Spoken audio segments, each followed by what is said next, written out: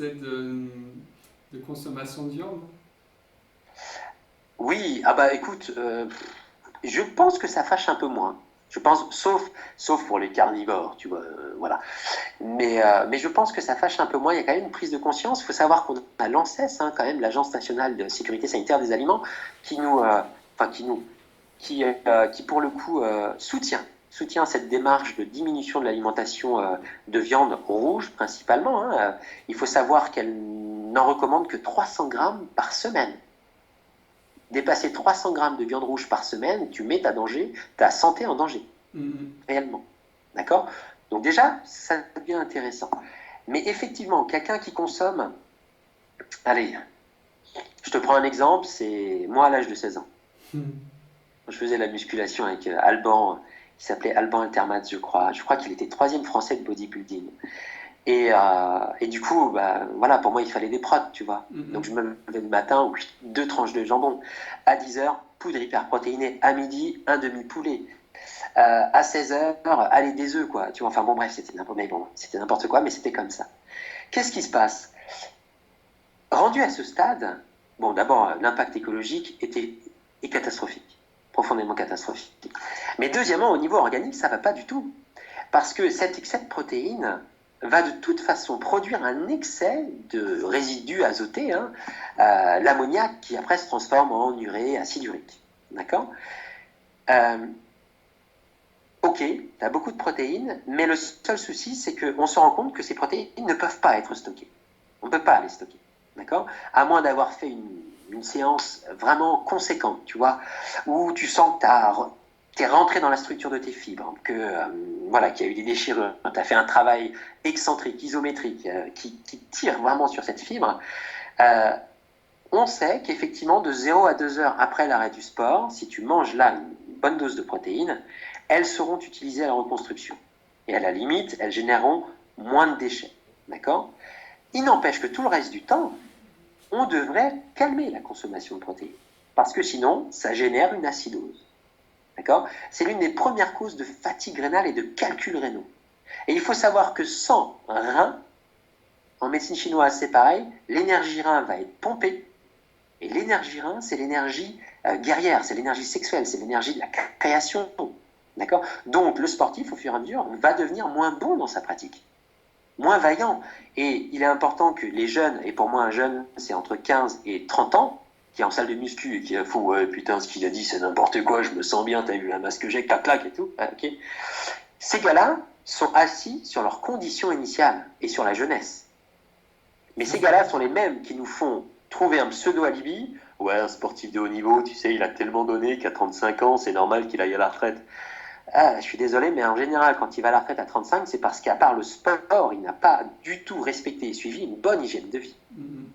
Tu vois? Ouais. Et souvent, les protéines sont à montrer du doigt. Protéines plus les troisième mi-temps. Et là, tu parles de gens qui font attention, qui ont un système digestif qui est, qui est sain. Mais si on a un système digestif qui est encrassé déjà à la base, Ouais. et qu'on rajoute un excès de viande par-dessus, Bah, en fait, ouais, c'est ça. C'est-à-dire que, comment te dire? est-ce que là, ça c'est même plus assimilé? Alors d'une part, c'est peut-être plus assimilé, puis deuxièmement, ça vient nourrir et à la limite renforcer la flore de putréfaction, C'est ça. qui, elle, peut, si l'alimentation est vraiment carnée et riche en féculents, mais très peu en légumes, d'accord? Eh bien, ça peut venir générer ce qu'on appelle une dysbiose intestinale, un déséquilibre intestinal, qui est l'une des premières causes l'une des premières causes Ouais, bien d'inflammation, sûr. d'accord? Et l'inflammation, c'est le lit de toutes les maladies. D'accord, de toutes les maladies. Après, c'est le facteur plus ou moins héréditaire, même si on voit qu'avec l'épigénétique, hein, bon bref. Mais c'est l'inflammation qui est à la base de l'obésité du surpoids, qui est à la base des poignées d'amour du mec qui dit ouais, ma femme me trouve sexy, tout va bien, tu vois vraiment. C'est à la base, Des oui, problèmes de dos. mais oui, bien évidemment, bah, toi, on va en parler. C'est ce qui est à la base du diabète, à la base des maladies cardiovasculaires, à la base des allergies, et j'en passe, tu vois. Tout à fait. Donc effectivement, trop de protéines animales ne rend pas service aux consommateurs, ne rend pas service à la planète, principalement à cause d'un risque d'acidose et d'un risque de putréfaction intestinale, avec l'augmentation du cancer du côlon, en tout cas du risque. Ouais. Donc, ouais, les symptômes, on les connaît, hein, on a peut-être des remontées acides, Et aussi quand on va aux toilettes, ben là, personne ne peut passer derrière nous quand La on est peur dans de ce genre de situation-là. Sur la viande, on aggrave aussi notre cas quand la cuisson est style barbecue. Ben oui, oui, bah oui, oui. En fait, si tu veux, tu l'aggraves parce que. Mais d'ailleurs, c'est très important qu'on en parle. Par rapport aux protéines, d'accord? Tout le monde entend parler de la qualité et tout, mais la fameuse valeur biologique, hein, qui aujourd'hui est revue par l'UPN, etc. Mais il n'empêche que avant que ces protéines soient utilisées par le corps, donc dans le corps, il faut que ces protéines puissent être dégradées en acides aminés et ensuite être assimilées. Et dès qu'on cuit une protéine, d'accord? Eh bien, je te prends un exemple tout bête. La protéine du poisson, par exemple, va commencer à coaguler à 55 degrés seulement. Voilà. Ce qui veut dire qu'à 55 degrés, au bout, allez, à peu près de 5 minutes, ton poisson est cuit. Ok? Les viandes, c'est un petit peu plus haut. On est à 65 degrés, je crois, où elles commencent réellement à cuire. L'œuf, c'est un peu plus bas. L'œuf, ça dépend. Mais s'il est tout seul, ton blanc d'œuf va commencer à coaguler facilement aux alentours de 40 degrés. Tu vois? Donc les cuissons, de toute façon, très fortes, ne font qu'accélérer le temps de cuisson. Mais ce qu'on ne sait pas, c'est qu'elles accélèrent également la dégradation des protéines.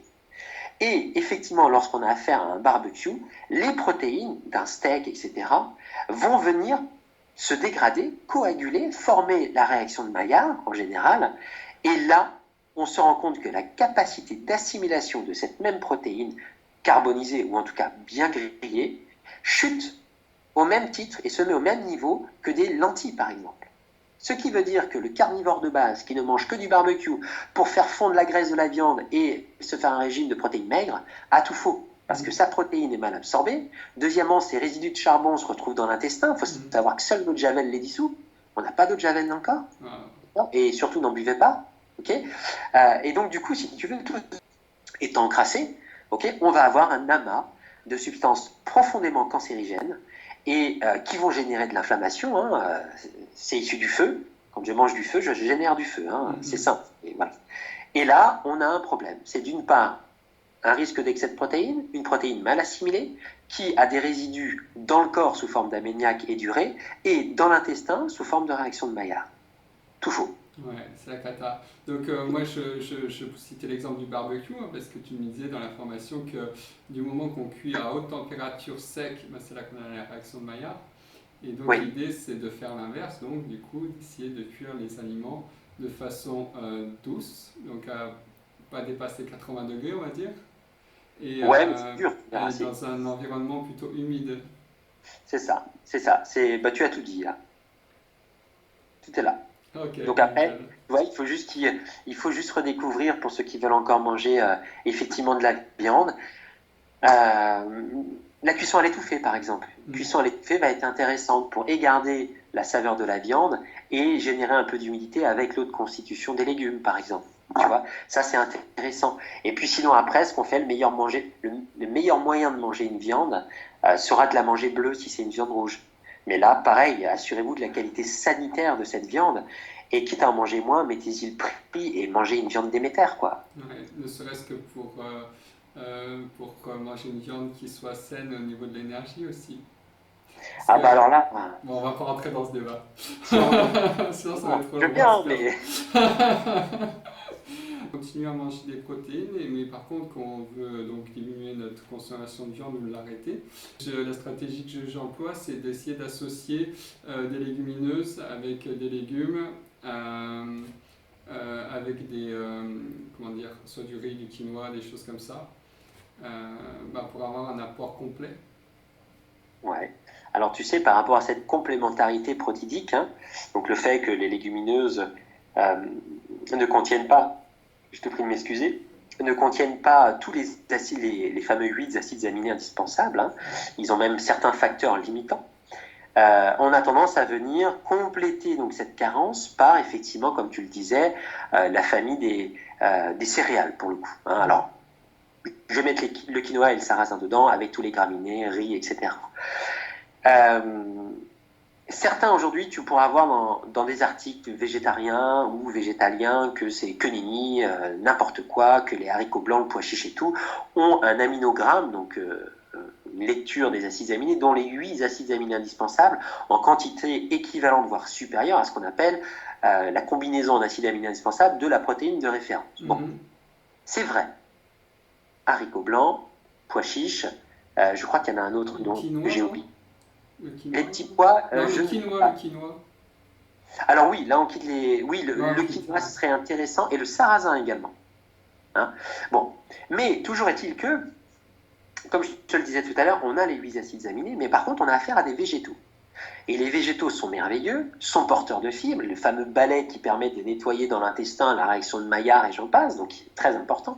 Le problème, c'est que souvent, je te prends un exemple, alors pour quelqu'un qui a ton gabarit, pour quelqu'un qui est plutôt un sportif d'endurance, tu vois, il va pouvoir sans problème consommer son apport protéique journalier en faisant cette complémentarité dont tu parles, légumineuses, céréales. Mais pour un gars qui veut plutôt faire du crossfit, tu vois, qui veut vraiment prendre de la masse musculaire et qui doit consommer 1,7 g de protéines par kilo de poids de corps par jour, tu vois, le problème c'est qu'en faisant ça, les lentilles et le sarrasin, c'est un exemple, si je les complète, vont apporter au même moment énormément de fibres. Et ces fibres, qu'on le veuille ou non, ont une action de... elles diminuent la capacité d'assimilation intestinale des protéines. D'accord. D'accord?